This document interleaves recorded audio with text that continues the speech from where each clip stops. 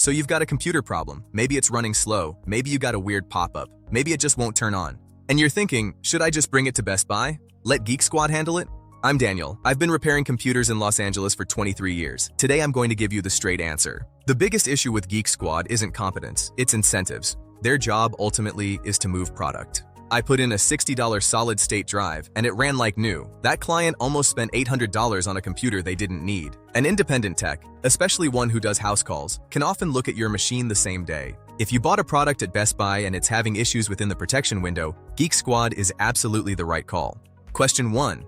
Is this a software problem or a hardware problem? Software issues are almost always faster with a local tech.